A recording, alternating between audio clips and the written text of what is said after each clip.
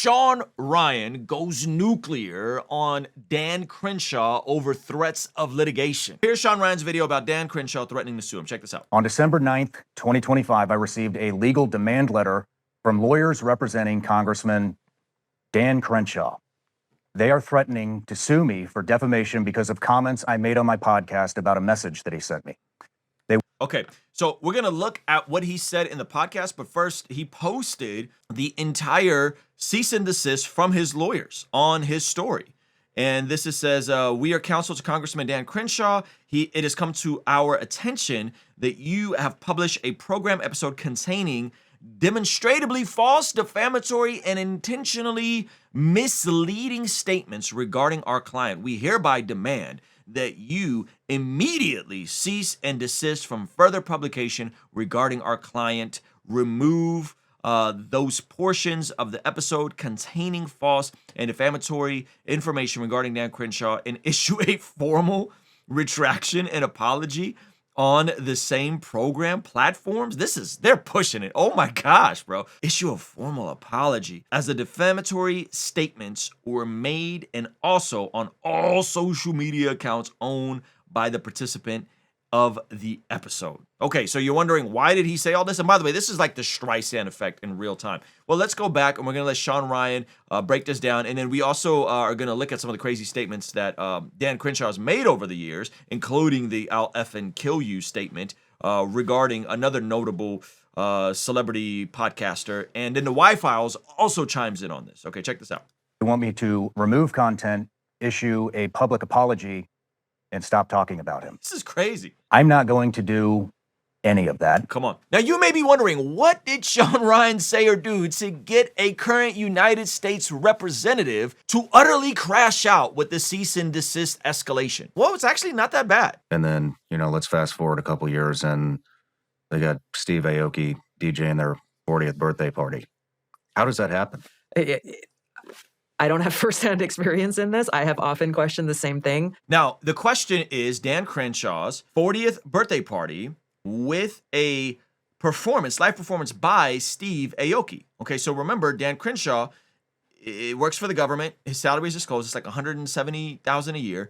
And for his 40th birthday, somehow he was able to afford Steve Aoki. The question, I believe, is a sensible one. How are these folks like Dan Crenshaw, Nancy Pelosi, even Ilhan Omar, who now is worth $30 million, how are they able to have this explosive growth of their net worth? Are they putting out that many best-selling books? Are they charging for appearances on podcasts? Like, how do you go from making $170K a year to being worth $30 million as a public servant? Well, it's called insider trading, allegedly. All right. The Y-Files actually chimed in on this as well to kind of break down how some of this works. I have questions about Dan's and Pelosi's and everybody's stock trades. It's one of those issues that every American agrees on. Is our elected officials shouldn't be allowed to insider trade. They shouldn't be allowed to trade at all. It should be blind trust, no trading, live on your salary, or do something else. Sounds rather reasonable. And the broader conversation specifically around the possibility of insider trading. If you don't know what insider trading is, it is when people have insider information on what's about to happen in the stock market, and then they hedge their bets by buying, selling, shorting different stocks with insider information that the rest of the public doesn't have. Let's go back to Shawn Ryan's original video. Multiple news outlets have reported on concerns about congressional insider trading and members of Congress, including Congressman Crenshaw, actively trading stocks while having access to non-public information that affects those very stocks. Mm-hmm. I'm not the only person asking these questions, but apparently I'm the one that got under Dan's skin. After I made those comments, Congressman Crenshaw sent me an Instagram message. I'm going to publish the actual screenshot so you can see for yourself right here. Okay, so here is the DM that Dan Crenshaw sent to Shawn Ryan. Hey, Shawn, you have the ability to contact your fellow team guy if you've got a problem with me or you have questions about how I'm quote unquote getting rich. Some of my boys at 6 told me about your indirect swipe at me from the comment you made.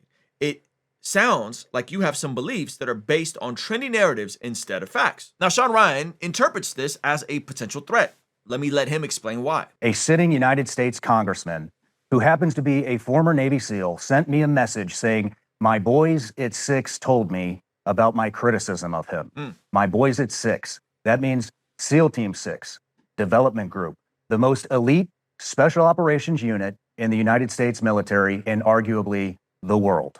When I received that message, in the context of me criticizing him, I interpreted it as threatening. Maybe I was wrong. Maybe he just meant that some guys he used to work with told him about my comments and he wanted to have a friendly chat. But that's not how it read to me, and I said so on my podcast. So is that the way Dan meant it?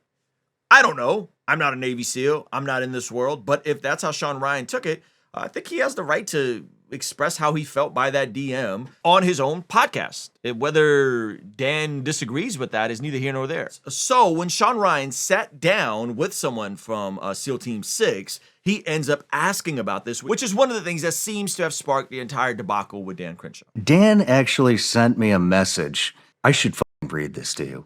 But basically, he tells me I brought something up about him, and I never even I gave him the courtesy of not even mentioning his name.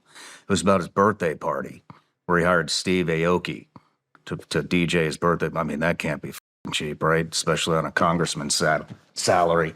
And I brought that up, and Dan sends me a message that says his boys over at 6 are really upset with me that I brought that up, and they might come beat me up. His boys at 6. His boys over at 6. Well, to infer he's got I don't know why a boys that are congressman would be under him threatening at me 6? with SEAL Team 6. Now, in a moment, we're going to look at a Bible verse on why this sort of stuff matters. But before we do that, let me show you another clip of why Shawn Ryan would feel threatened by this entire exchange. When Dan Crenshaw was asked about Tucker Carlson, who I'm not the biggest fan of, this is how he responded. Have you ever met Tucker?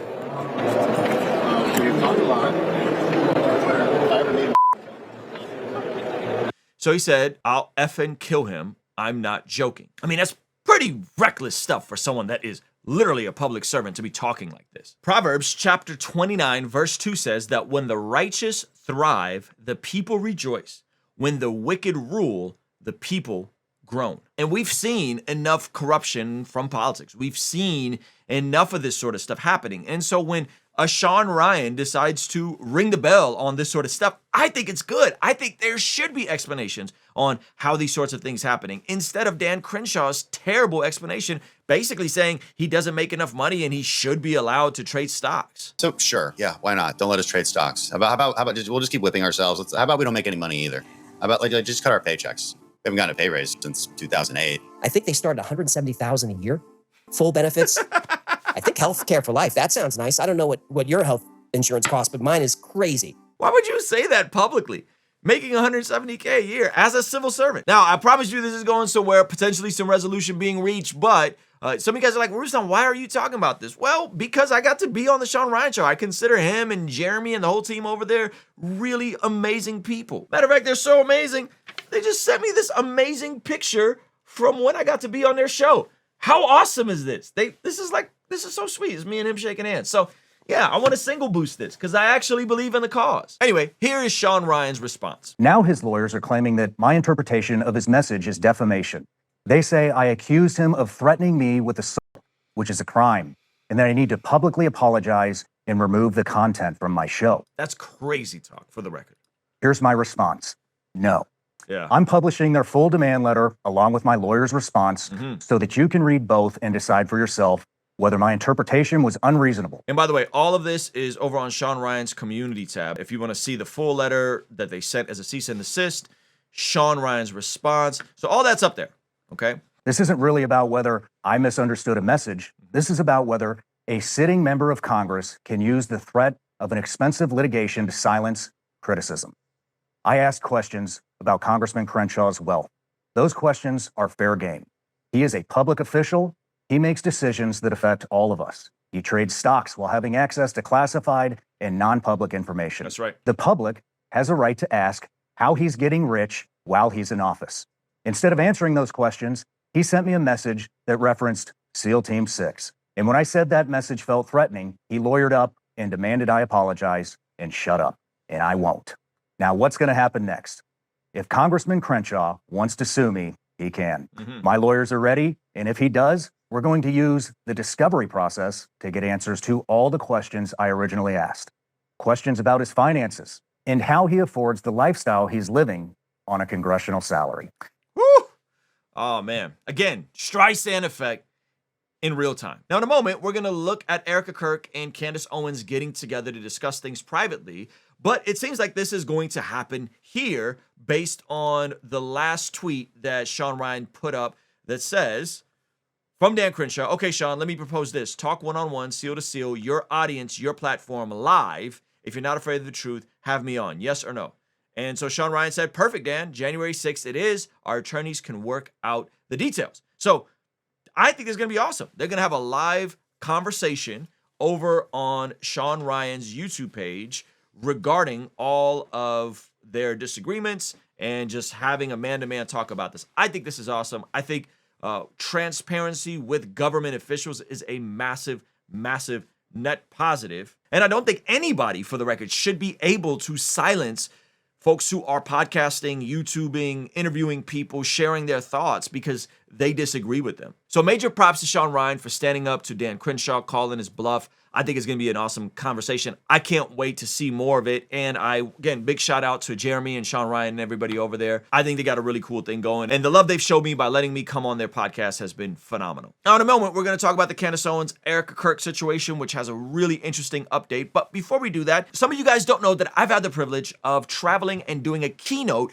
based on my latest book, Godly Ambition. Now, I love seeing some of you guys in the comment section. I love when you guys get to call into the show, which we're going to do later on in this episode. But one of the things I really want to see more of is folks who watch me regularly to get out of the comments and get into the room. And that is why I'm so ecstatic to be going on my first tour this spring, where I'll be doing a live keynote on the themes for my book, Godly Ambition, empowering you to make the most of your time, talent, and treasure. I'll also be doing a little bit of new music. We'll have special guests in every city. The tour starts March 21st in Houston at the House of Blues. If you read Godly Ambition, you know why this venue means so much to me. They're like $35 for general admission. It's at the legendary House of Blues. Then we're also going to Dallas, Texas, to the Echo Lounge on March 22nd, Chicago, Illinois, April 10th, Pittsburgh, April 12th, the DC area on April 25th, New York, Sony Music Hall, April 26th, right there in Manhattan. We're coming back to LA,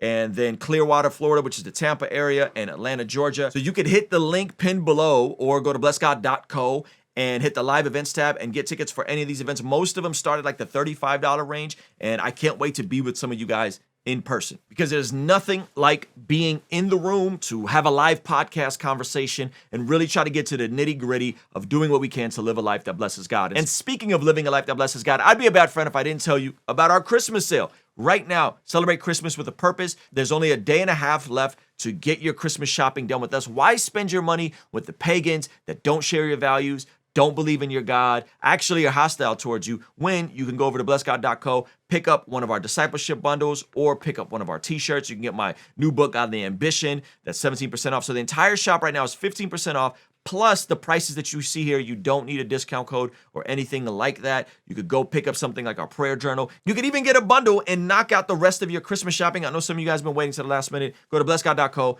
your Christmas shopping with us. Some people are saying that Candace Owens predicted the terrible tragedy that just happened in Australia of a Jewish community being attacked. About a dozen people were injured. At least 10 people were killed.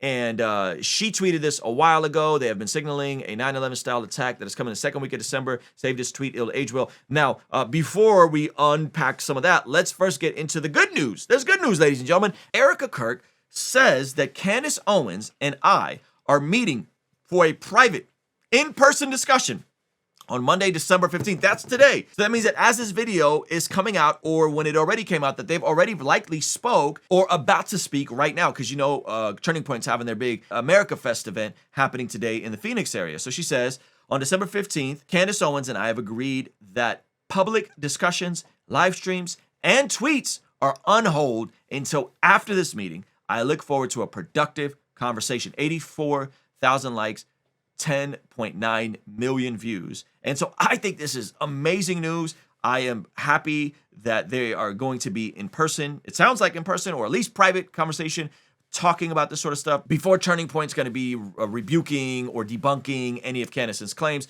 her and Erika are going to get to talk in person, which I think is a massive net positive. Now, we have to move on to the tragedy that happened in Australia. If you guys haven't heard, there was a terrible attack in Bondi Beach, Australia, and this brave gentleman actually ended up thwarting the attack as he captured one of the father-son and ended up tackling him down. He ends up getting some bullets hit him after the fact, and the dude is an absolute hero. Attack would have been way, way worse had this gentleman not stepped up. So major props to him. I think his name is Ahmed El Ahmed, a 43-year-old father of 2 from Syria, was seen in a heart-stopping video as he crept up and tackled of the father-son who killed 15 people Sunday night at a Hanukkah celebration at the popular beach just outside of Sydney, Australia. Just before rushing in, the hero predicted he would pay the ultimate price for his bravery, a cousin told the Sydney, Australia. Now, this dude is an absolute hero. I mean, I played you guys a little bit of the video, but he took the dude down, crept up on him, took his firearm. Incredible story, and this likely would have been much worse. And so many people are absolutely horrified by this attack, specifically folks that are saying that Australia allowed Jewish hate to fester with cowardly appeasement and foolish immigration decisions, okay? So it says, Australia's October 7th, in the most unlikely place, a balmy summer evening in the most iconic beach in the country, known for its laid-back surface. And on Sunday, the slice of paradise became the latest battlefront, and this is, they're claiming, this is the New York Post, now the New York Times, the other day I was looking at this website and said the New York Times, not the New York Times, unchecked anti-Semitism, cowardly appeasement, lax policing, and foolish immigration decisions, half a century in gestation, have coalesced in a multicultural southwestern Sydney, an hour drive from Bombay, and to the mix, strict control for law-abiding Australians. By the way, these dudes had AK-47s, they had shotguns, and Australia has some of the strictest gun controls, which, by the way, just shows that, like, you bad guys with guns are going to break laws. Like, this ain't going to fix anything, right? And so, yeah, these dudes attacked and did an awful thing, which to me is just a fruit of Islam. Like, this is the conclusions of Islam. Not all Muslims, but Islam, right? This is, they believe in this jihadi stuff, right? And so it says, for law-abiding Australians, but not for the homegrown Islamist terrorists and gangbangers who only last month were shooting 50 rounds from an AK-47 at a house just 6 miles south. It says, invitation to terrorize. It was the perfect recipe for violence to erupt. In the last 2 years, the Hamas attack on Israel synagogues in Sydney have been firebombed, kosher restaurants vandalized, cars outside of Jewish homes torched. So this is like ongoing in Australia, okay? In August, tens of thousands of people waving Palestinian flags or wearing now fashionable kufis marched across the Sydney Harbour Bridge to demand that Israel stop the in Gaza. They were accompanied by the Sydney mayor, the former state primer, and Labour members of Parliament and assorted local celebrities. The point was to tag a beloved Sydney icon with their hateful cause. Okay, and so now what this is alleging is that this was all kind of, you know, signaling to these radicalized folks that are just trying to practice Islam according to the Quran, right? That this stuff is okay. So this is an absolute tragedy, and bad ideas have bad consequences. So all of this stuff about Israel not being a legitimate state, them stealing the land, all this stuff about what about Gaza, what about this, has consequences, right? Especially in how polarized we are in this era on the internet. Like, it's going to have consequences. And now you're seeing flat out anti-Semitism on the rise. Now you could say, Ruslan, but what about, okay, Gaza's a separate conversation. I did a whole video about Israel and how they're the villain arc that people are portraying them to me isn't quite what you think it is. But this is an absolute tragedy. And the interesting part is people are saying that Candace Owens predicted it, okay? So we'll look at her tweet. She says, they have been signaling that a 9/11 style attack is coming the second week of December. Save this tweet. It will age well. All right. And then what do you mean, my buddy, what do you mean? Who, by the way, what do you mean will be at the Bless God Summit happening here in Oceanside, March 5th, 6th, and 7th at the Seabird. An amazing event with an amazing lineup of speakers, myself, Wes Huff, Michael Knowles, Ninjas and Butterflies, Gavin Ortland, KB and Amin. God Logic will be debating Jacob Hansen, Dr. Sean McDowell, Mike Winger, Trizzleman Fitness, Josh Nadeau. And again, there's our buddy Woody Meme. If you guys don't have tickets to this, go get tickets. Okay, the VIP is almost sold out. We just added Brooke and Justin Early, Antonio Cover, and we're still announcing people. Dustin Tavella from America's Got Talent is going to be there. Ryan Horton leading worship. So if you don't have your tickets, go to Blessed God Summit. By the way, this is a premium event. It is expensive. Okay, this is a $300 event for 3 days. It's a 3-day conference. It's actually about what a 3-day conference should cost. I don't make any money off of this. We lost $30,000 last year. This year, we're hoping to break even. But what we do have is folks that are like, man, I really want to be there. You haven't taken a vacation in a while. You want to come hang out. It's going to be amazing. You can go and sign up for a scholarship application. And if you can get yourself there, we're going to be giving away quite a few scholarships. Or if you're like, dude, we believe in what you're doing, you could sign up to be a sponsor and pay or pick up a pay it forward ticket and bless somebody else. So this is what Woody Weems said. He says, the fact that people are saying that the Bondi attack vindicates Candace Owens' claim is wild. He said 3,000 people died in 9/11 after they hijacked 3 planes. Even if it were the case she knew, how did she? Is she connected to the people who knew? FBI, jihadis, etc.? And why didn't she work to prevent it instead of posting on X for clout? I mean, yes. First of all, 9/11 was absolutely horrific. You could parallel it to what happened October 7th. This event, 15 people died, which is absolutely tragic, but it is not to that proportion, though it is a terrible, terrible attack. And then, if she knew, she's potentially complicit. If she knew this was going to happen, she is complicit on this. Whether or not you think she's right or not, like, this is dark stuff, all right? He goes on to say, what would be the point in posting on X unless it were for clout? It's not as if she gave any information specific enough to save lives. She was literally waiting for people to die to say, I told you so. The Bondi attack is incredibly sad, and you really should check out his video on how Turning Point might be walking into a trap, which again, props to Erika for winding back some of the drama and saying, hey, I'm going to speak directly to Candace instead of doing this big response that they initially had planned. I think this is brilliant. So check out his video here. I think he did an amazing job. Now, speaking of doing an amazing job and someone that is actually going to be at the Blessed God Summit as well, I gotta show some love to my brother, Arthur from the Apologia Center. He did this brilliant video, Candace Owens, Bad Logic, Big Damage, and basically goes through and breaks down every single logical fallacy that Candace repeatedly exhibits in the way she's investigating the Charlie Kirk situation. Now, you guys keep saying, Ruslan, why are you talking about this? Stop talking about this. Well, this is why. Because the way she thinks about this, if people take this and transfer it, if people take this sort of approach and transfer it to their faith, they're going to be in serious trouble, okay? So again, bad thoughts have consequences. So I'm going to let my man Arthur cook a little bit and explain what he means by the logical fallacies regarding Candace Owens and what the consequences could be for her audience. And this is why this stuff is so important to talk about. If we took the way Candace has been treating this whole situation with Charlie Kirk and applied it to the gospel, to the claims of the New Testament, Candace Owens would have to come out and say that she's an atheist. Now you're like, Ruslan, that's ridiculous. Your buddy is tripping. Okay, let me let him break it down. And be a skeptic. She wouldn't be able to claim Catholicism if we did what she does to the Charlie Kirk investigation and the Charlie Kirk assassination, to the Bible and the story of Jesus. She would have to be an atheist or an agnostic. Right. Definitely wouldn't be able to say that she is a Catholic, because that's the way that machine works. This whole thing with being skeptical about everything and just asking questions. The tomb was empty on the 3rd day. Correct. Well, how do you know Jesus' disciples didn't steal the body? Because the evidence doesn't suggest that the disciples stole the body. But how do you really know? Okay. By the way, that how do you really know? One of the goofiest ways to approach a conversation is, how do you really know? How do you really know? Well, how many things can you really, literally know in an absolutist sense? Very, very few things. And so Arthur's rightfully so saying, if you take the same exact approach, you're going to be in trouble. with the way you approach Christianity, because it's just going to take the right atheist with the right charm to ask a few questions.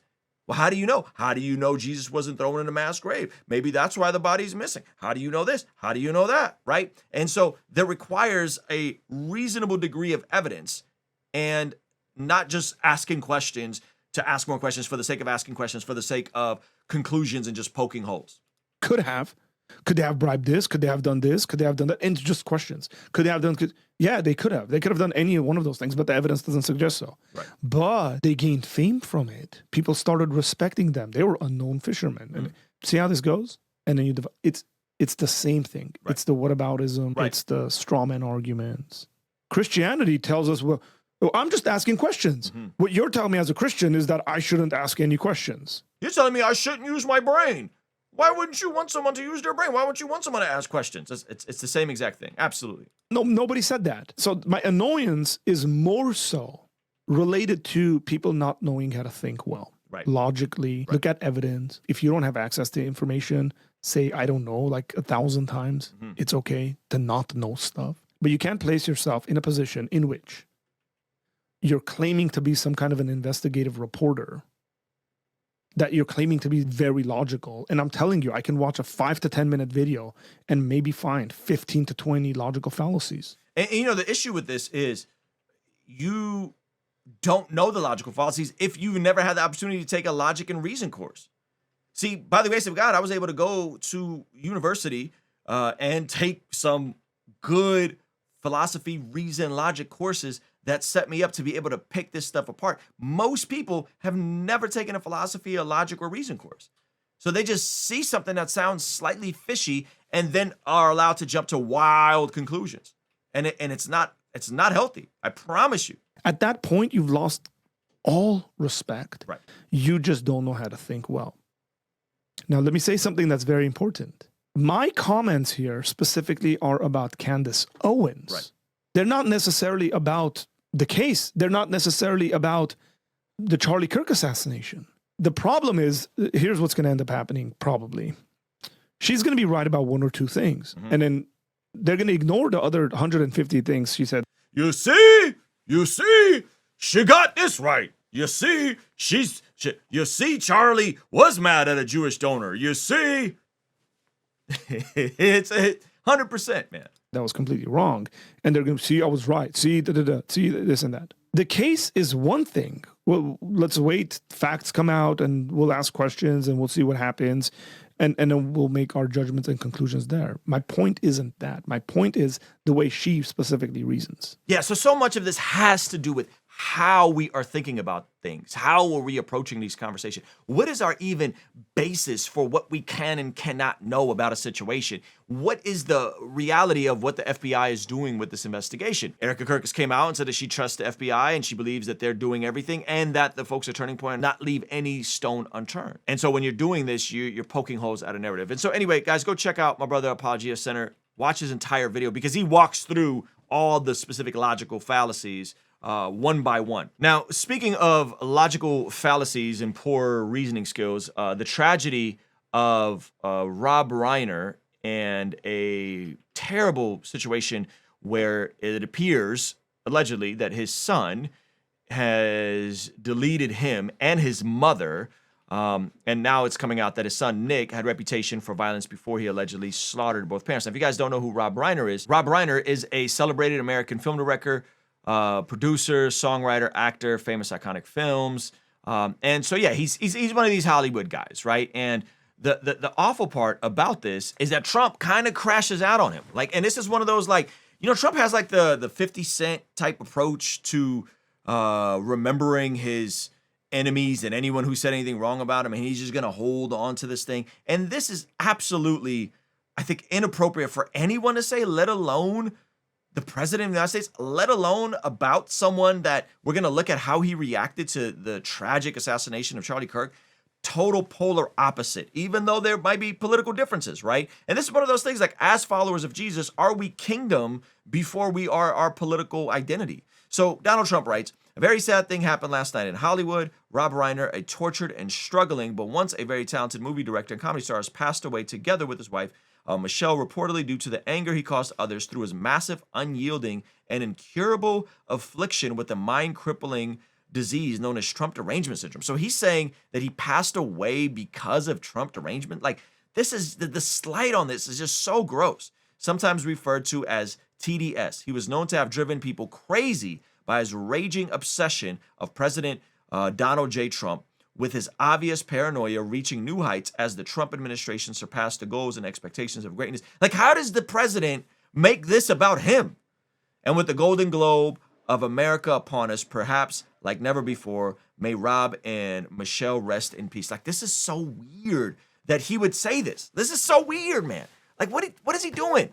Oh, gosh. Now, again, you juxtapose this with the tragedy of the situation, and in a moment, we're going to look at how Rob actually talked about Charlie Kirk after the assassination of Charlie Kirk, but this is terrible. And so to assume and to make this about you is it's just gross. From what we know, his son, Nick, had a reputation for violence, had always been troubled before he allegedly did this. I don't understand how Trump is making this about himself, right? This sounds like a deranged kid ends up just doing something heinous to his own family. They said his friends knew. This is not the first time the son has been violent, who is charged with family slaying. Oh my gosh. I know of another incident a few years back with Nick, but I won't say more than that, the man said. So this has been an ongoing thing that has been happening with this poor family. And now it's like the ultimate situation. And so Trump's claim here is that he drove people crazy with Trump derangement syndrome. Like, this is crazy talk. Regardless on Reiner's disdain for Trump, right? They apparently said he's the single most unqualified human ever to be president. To react like this, I think is really, really unbefitting of a president. Marjorie Taylor Greene, of all people, has feuded with the president. She said Rob Reiner and his wife were tragically killed at the hands of their own son, who reportedly had drug addiction and other issues, and the remaining children are left in serious mourning and heartbreak. This is a tragedy, not politics or political enemies. That's right. This is a rare W for her, though I'm glad someone's speaking up. There's another Republican who said, regardless of how you felt about Rob Reiner, this is inappropriate and disrespectful discourse about a man who was just brutally, I guess my elected GOP colleague, the VP, and the White House staff would just ignore it because they're afraid. I challenge anyone to defend it. The White House did not respond for comment. Now, again, tragedy. And the wild part is this is how Rob reacted when the Charlie Kirk assassination happened. And again, this is someone he disagrees with politically. About the murder of Charlie Kirk. What was your immediate gut reaction to it? Well, horror, absolute horror. And I unfortunately saw the video of it, and it's beyond belief what happened to him, and that should never happen to anybody. Right. I don't care what your political beliefs are. That's not acceptable. That's not a solution to solving problems. And I felt like what his wife said at the service, at the memorial they had, was exactly right. And totally, I believe, I'm Jewish, but I believe in the teachings of Jesus, and I believe in doing to others, and I believe in forgiveness. And what she said to me was beautiful. Yeah, I mean, that's amazing. This is how we as humans should react to tragedy. Whether it's the tragedy of a political assassination, a tragedy of a troubled son doing this to his own family. We should be broken. We should mourn with those who mourn. We should grieve with those who grieve. That's what makes us humans, especially as followers of Jesus, which again, I'm not trying to speak on Trump's eternity, but this just confirms yet again that Trump doesn't know Christ. Trump doesn't know Christ, and he needs to be told to repent and believe, to believe in Jesus, because this is not the way he's talking about this is not okay. It's not okay. It's not a good look either. Like politically, it's not okay. But just as a human, it's not okay. So my politics always come secondary to my faith, man. And absolutely, she forgave his assassin, and I think that is admirable. Yeah. So I'm utterly confused, bummed out why Trump would say something like this. And again, it's just like at the Charlie Kirk Memorial, where Erika gives this beautiful speech, and then he comes up there and says, Charlie forgave his enemies, I couldn't forgive mine. Like, what is wrong with you, dude? The scriptures in Romans chapter 12:15 tell us to rejoice with those who rejoice, mourn with those who mourn, live in harmony with one another. Do not be proud, but be willing to associate with people of low position. Do not be conceited. Do not repay anyone evil for evil. Be careful to do what is right in the eyes of everyone. Now, this is some of you guys need this next verse. If it is possible, as far as it depends on you, live at peace with everyone. Do not take revenge, my dear friends, but leave room for God's wrath. For it is written, it is mine to avenge. I will repay, says the Lord. I think we really got to get back to that heart of Scripture. I think we got to get back to understanding God's heart in these sorts of situations, because oftentimes it is huge for us as Christians to react in a way that aligns with Scripture. But I want to hear from you guys. Like, what is the justification for Trump behaving this way, man? I'm super bummed out by these sorts of statements. Okay, speaking of being bummed out, one of the things that bums me out is when people misappropriate good information for seasons of life that it's just not really applicable. And that leads us to a pastor acquaintance of mine named Pastor Manny Arango. Now, Pastor Manny's a pastor out in Houston, and he is talking about something that is very triggering. Sabbath culture, okay? But speaking of Houston, again, I got to remind you guys, I am so excited to be with you guys in person to launch my tour in Houston, Texas, March 21st on Saturday at the legendary House of Blues. If you read my book, Godly Ambition, you know how much that venue means to me. And so if you don't have your tickets, go to blessgod.co, hit live events, or go to Ruslan KD, hit get tickets. I think general admission tickets are like $35. All the tickets are on sale right now. We got Chicago, we got Pittsburgh, we got DC, New York, Los Angeles, Tampa, Florida, Atlanta, Georgia. Some of you guys don't know that we do live events and we do a live podcast. I do a keynote on the Godly Ambition book, as well as a Q&A with the audience. So I can't wait to see some of you guys in person. Okay, let's get back to my man, Pastor Manny. And real quick, shout out to whoever on his team put this video together, because this is amazing. Problem ain't Sabbath. Your problem is you crazy. That's your problem. Okay, what a great hook, right? Your problem ain't Sabbath. Your problem is that you're crazy. Your problem is you crazy. That's your problem. In 2020, John Mark Comer wrote a book, Ruthless Elimination Hurry. And if I had $1 for every 22-year-old intern who asked me about the Sabbath, I wish I could slap him with John Mark Comer's book. Now, to be fair, I think John Mark Comer's book is helpful for people in a specific season. The Ruthless Elimination Hurry is helpful for people in a specific season when you are further along, when you're in your 30s, 40s, experiencing burnout, not doing a good job of resting, taking care of yourself. I think it's absolutely amazing. I also think it's amazing for people that don't know what they're going or what they should focus on. But Pastor Manny makes a great point that if you're 22 years old obsessing over Sabbath, and you haven't done anything yet, my man John Keith said, before you learn to rest, you first got to learn to work. I think this is one of those things that's good information misappropriated by the wrong people. Okay, good information. You should be taking a day off. You should be resting. You should be taking care of yourself. You should be eliminating unnecessary hurry. But if you do it at the wrong season, you can mess yourself up. And by the way, did you know that there are seasons in Scripture that require a bit more effort and a bit more focus? I'm going to come back to that in a second, okay?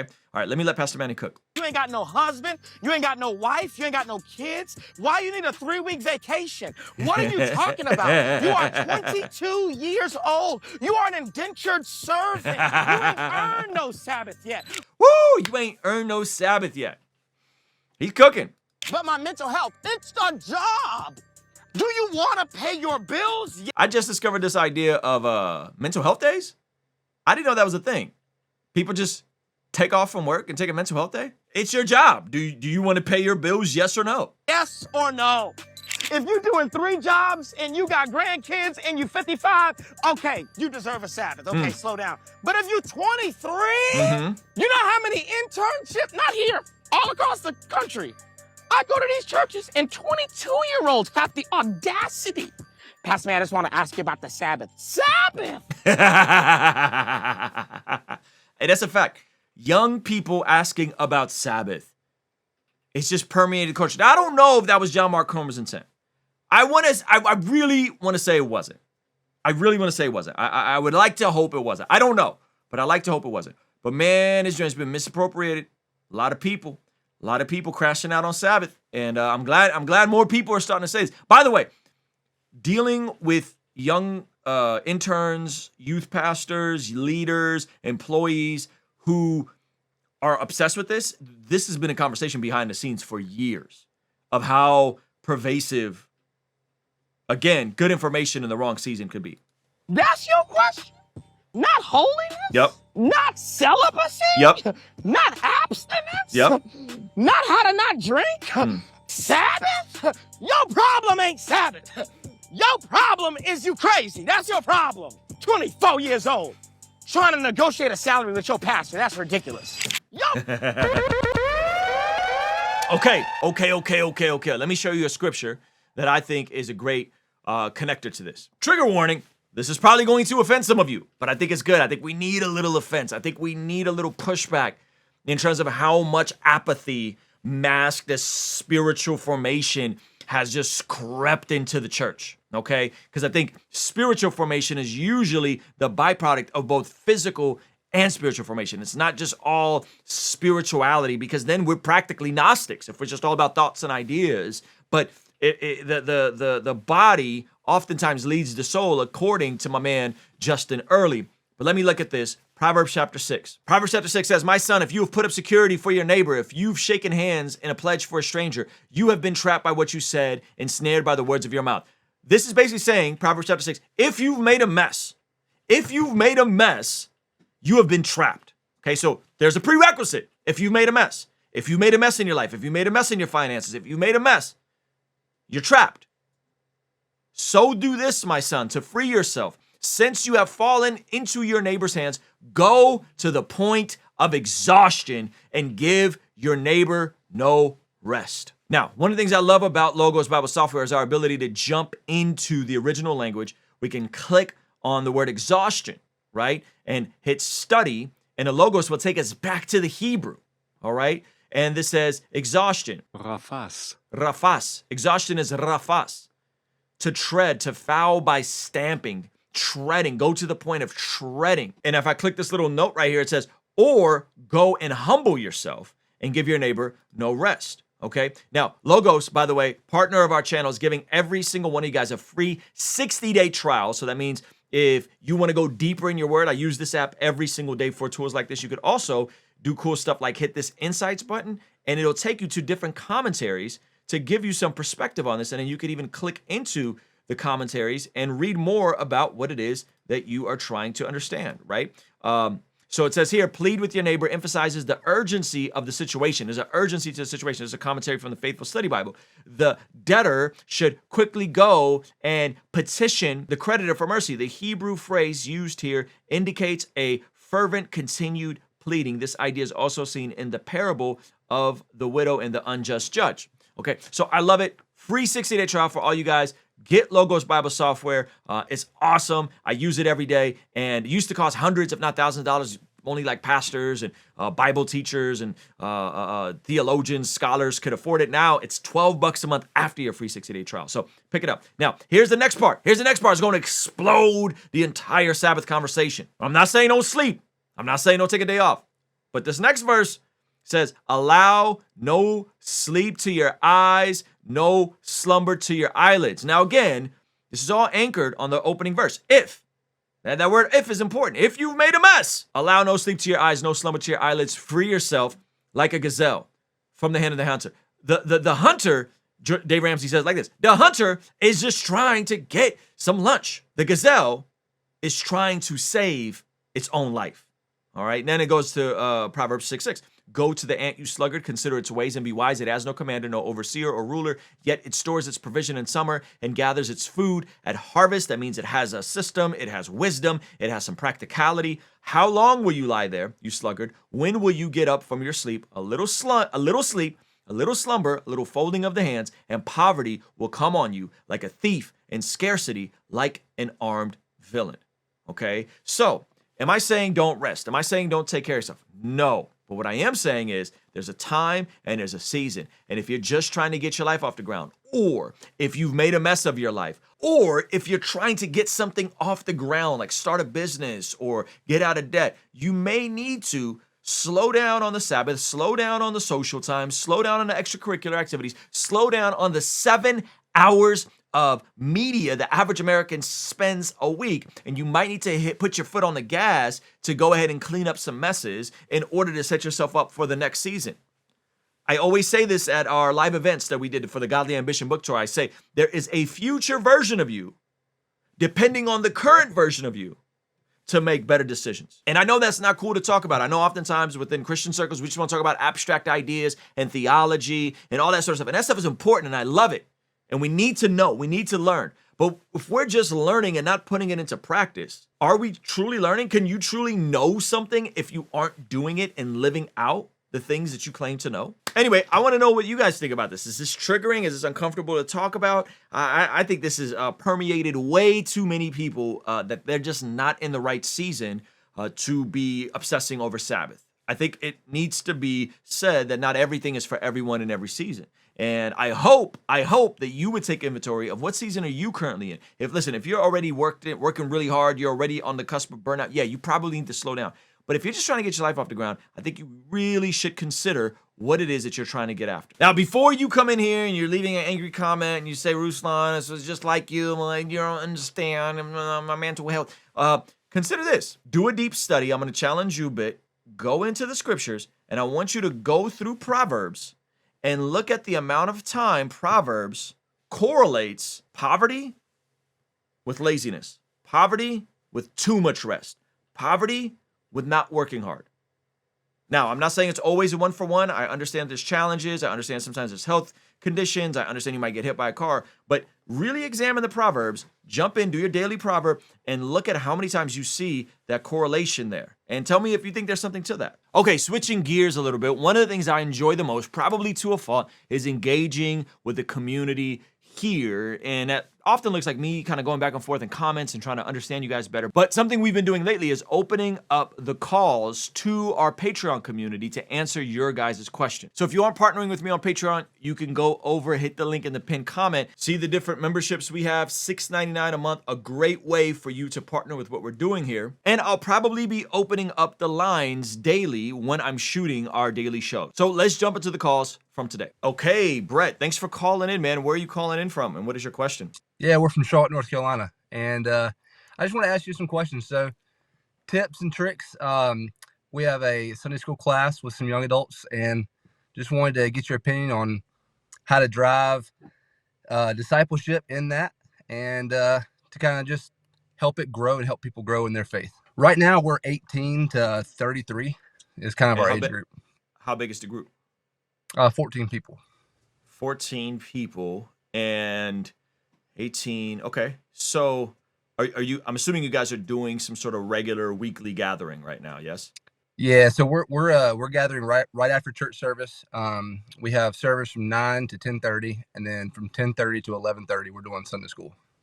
Okay. So it's more like a Sunday school group, like a Sunday morning Sunday. Okay. Yeah. And then once a month we'll meet and kind of gather and do like kind of like a bigger group to kind of help people that may not come to church every Sunday, kind of get them kind of plugged in. And it's not really so much like a church kind of vibe. It's more of a hangout, kind of get everybody plugged in kind of thing. Me and my wife, we got 2 kids. And so we're on the older side of that. So we're 33. And we're just trying to pour into them because, you know, back whenever I was 18 to 24, I wasn't following the Lord like I should have been. And I want to kind of create an environment where people can hang out with other Christians their age and kind of grow together. So I love it. Okay. So my philosophy with this specific demographic, I think it's awesome that you're doing Sunday right after church. They're already there. So that's huge. So this is what I would do. This is how I would approach it. I think at that age, they end up extrapolating substantially more value from just time and proximity with you guys as a couple. Is there any other leaders besides you and your wife? There is a couple. There's another couple that's about 3 years younger than us, and they would be considered a leader because she used to be a worship pastor or worship leader, you know, whatever, at a church. Great. And so they kind of help us out. So I would say life on life is going to go the furthest with folks in that demographic. It's good that you guys are doing something right after Sunday service.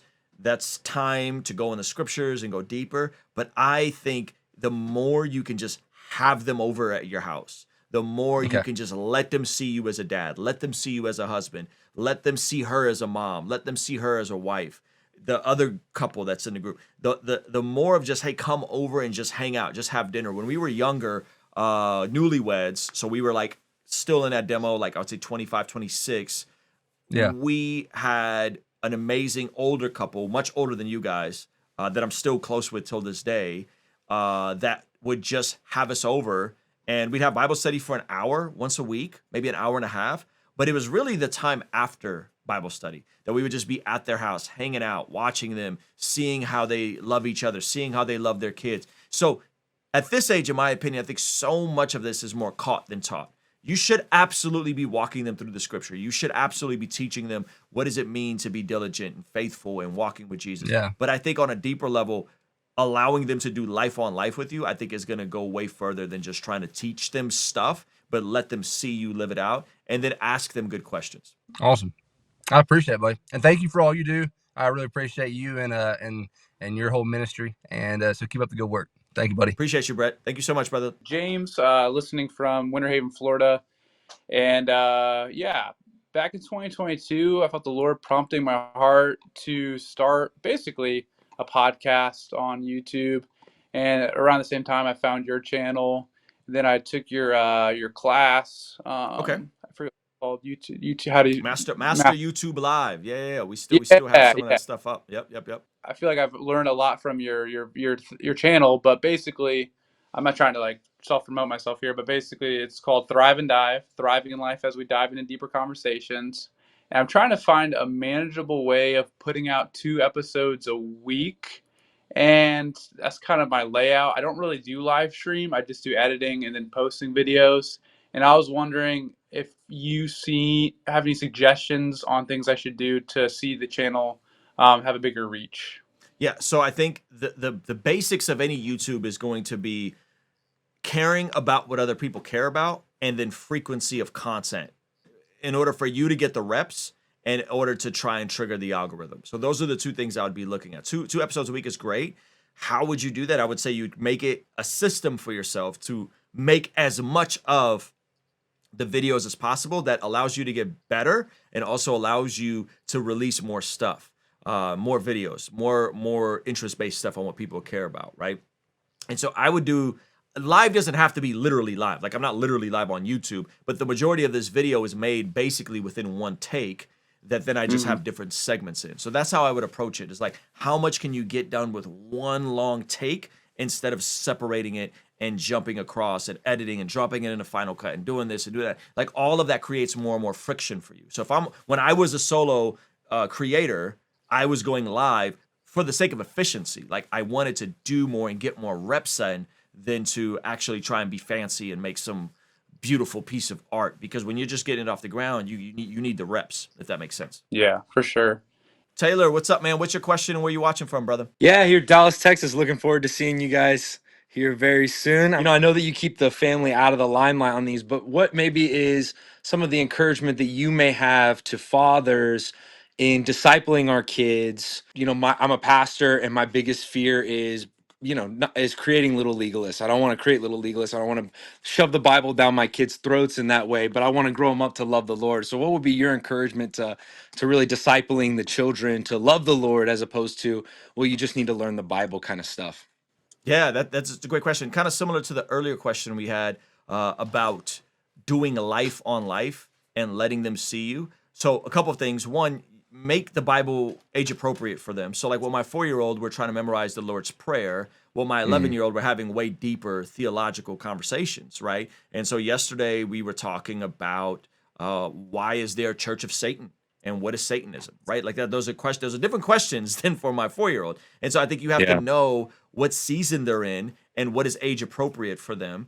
And then I think, again, a lot of it, I think, is doing life on life, letting them see you as a dad, letting them see you in your victories, letting them see you in your flaws, but also saying, no, dad is a consistent, stable force in their life, letting them see you read your Bible, letting them see you like you pursue Jesus, right? Apologizing when you get something wrong. I think as parents we forget how I don't ever remember my parents apologizing to me as a kid, but like as an adult, like man, if I fumble, if I'm irritable with my kids, if I raise my voice, like I slow down and I get on their level and I apologize to them and I repent to them. I think there's a lot of value in that, and then I think curating an environment for them that's holistically pointing them back to Jesus. Who are their friends? Who else is speaking into their life? Who are their leaders? Who are the other parents that are around, and what is my relationship like with them? And so I think those are just some of the things that's like off the cuff. I'm not an expert on this sort of stuff. I just have an 11-year-old and a 4-year-old. We just had a newborn. And so, yeah, man, those are some of the things off the top. And so you said we're going to see you, Dallas, on Yes, March 22nd. sir. Oh, yeah, Yes, man. That's sir. awesome. Echo Lounge, guys, if you guys don't know, we're at the Echo Lounge. It's going to be an awesome night. I'm going to be doing a keynote. I'm going to be doing some music, talking about godly ambition, and we're going to have a guest speaker. So, bro, thank you so much for calling in, man. I appreciate you, brother. Maximus? Yeah. What's your question, brother, and where are you calling from? Hey, thanks for taking my call. I'm from California. Obviously, like, to be kind of a little O Orthodox Christian, I think you need to be able to affirm the Nicene Creed, correct? I don't know if you'd agree with that, but I was wondering, like, similar to how Scripture needs to be interpreted in context, like, do you think that, I guess that, like, do you think the Nicene Creed needs to be interpreted in context? And do you think that there's, like, church communities that have more trouble with that than others? So I'm thinking like low church Protestants might have issues with things like, the clauses pertaining to like, affirming one baptism for the forgiveness of sins, one Holy Catholic Apostolic. Yeah. So one, I would say not the Holy Catholic Apostolic, because Orthodox and Catholics are divided on what is the one true church, and not just the Oriental Orthodox. So I would say absolutely not.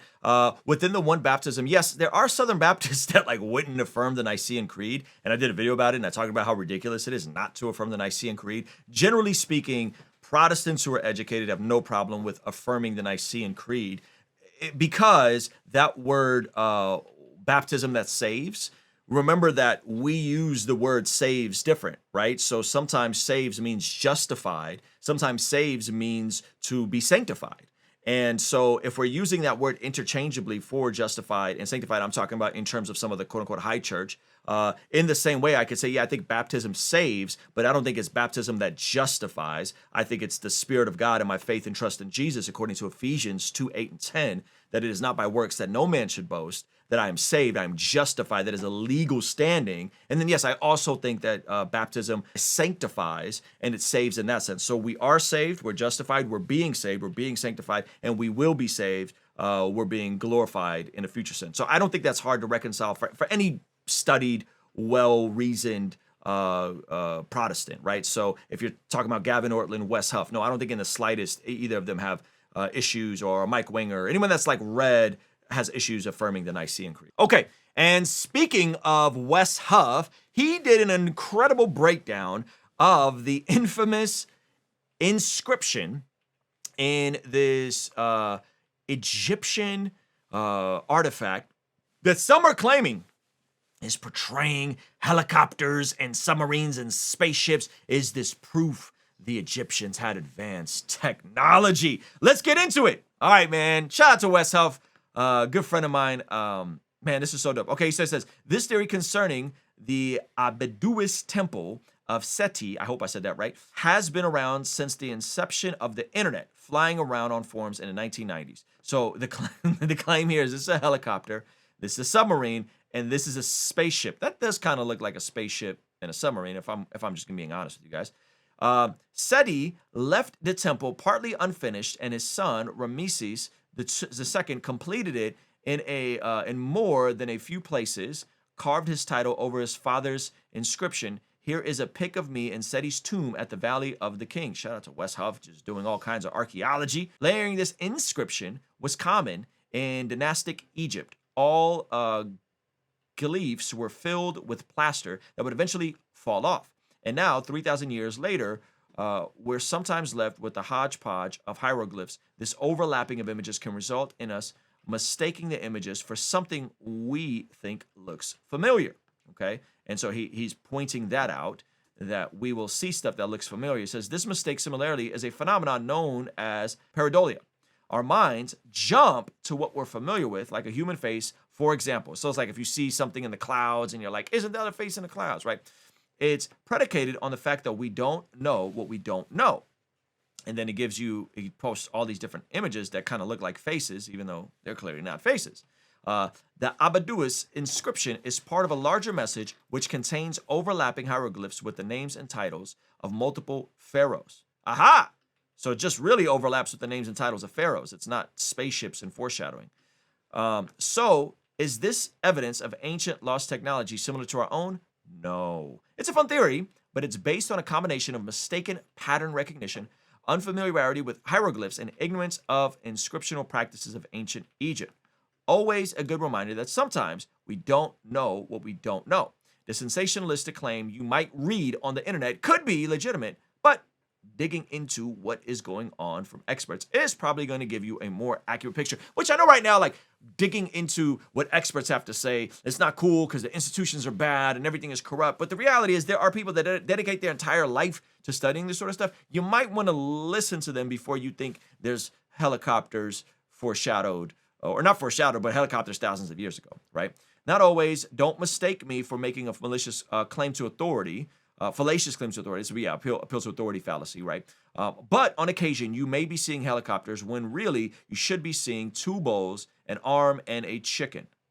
All right. So anyway, props to Wes on breaking this down, because this is the sort of stuff that I always see, and we see archaeology and people get confused and they think it's something that it's not. And yeah, on the surface level, you look at it and you go, wait a minute, this is advanced technology, cue the Billy Carson, cue the Cat Williams, cue the conspiracy theories, cue that the Egyptians had it all figured out and had advanced technology and aliens came down and Jesus was an alien and all this crazy stuff.